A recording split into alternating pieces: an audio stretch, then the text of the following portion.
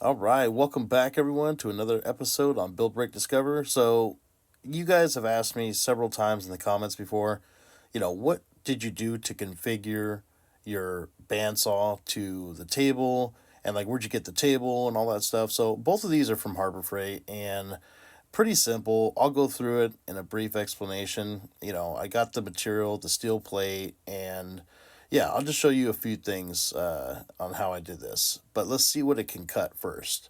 It's mild steel, it cuts stainless steel, it cuts aluminum, it cuts brass, copper, softwood, hardwood, and even epoxy resin, to name a few.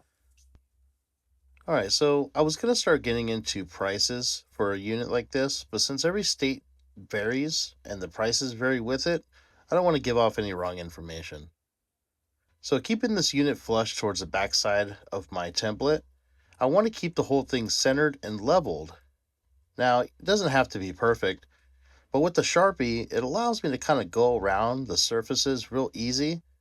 And, this doesn't have to be perfect. You're just getting a general outline kind of concept going.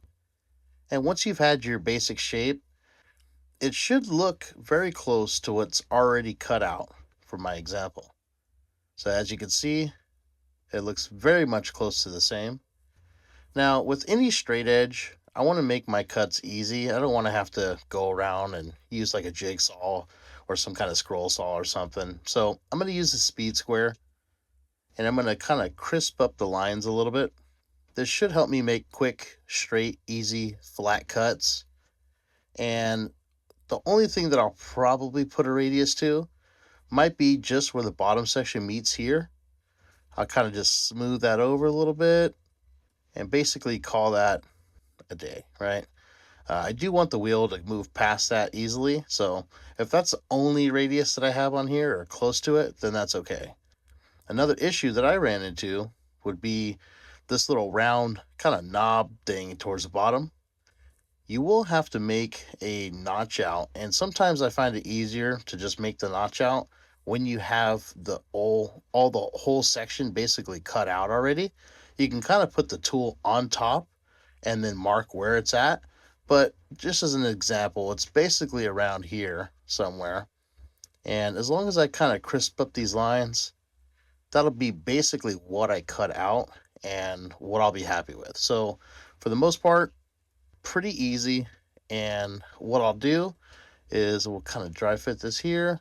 So you can kind of see why I put a little bit more of a radius to it because I wanted everything to land flush and then flat. We'll mount that plate on here and that'll give us an exact height of where I need to cut the pieces of wood that need to make it basically level underneath. So the two in front are a perfect example, and those should work out really well to support the back. Let's pull this unit out and then we'll start working on the plate that needs to go on top. I'm not going to spend too much time on this, but you're more than welcome to pause the video and take down these dimensions. They're pretty self explanatory. That's how I was able to figure out how to make this plate. But like I said, you're more than welcome to figure it out yourself.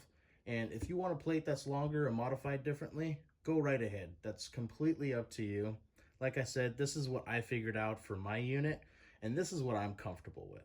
So before I take this unit and put the plate back on and get everything else like that dialed in, I kind of want to do a couple of quick repairs on this, clean it up a little bit more, and kind of make it a little more custom to my liking. So let's get right into that.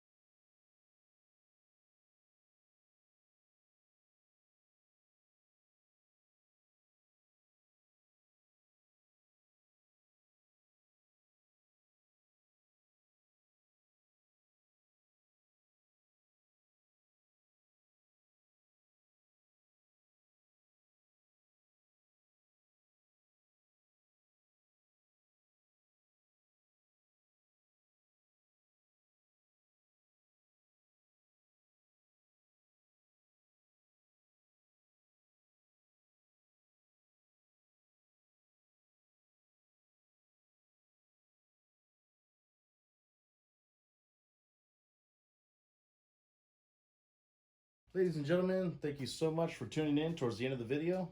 As an added bonus, I'll briefly go over my changes that I decided to go with.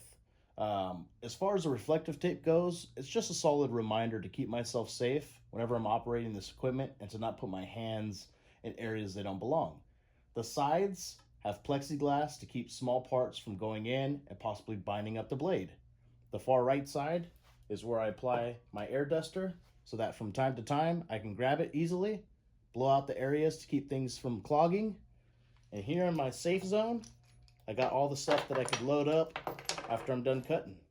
So other than that, thank you so much for watching this video. Share it with your friends and family. Give it a thumbs up. And I'll see you guys next time.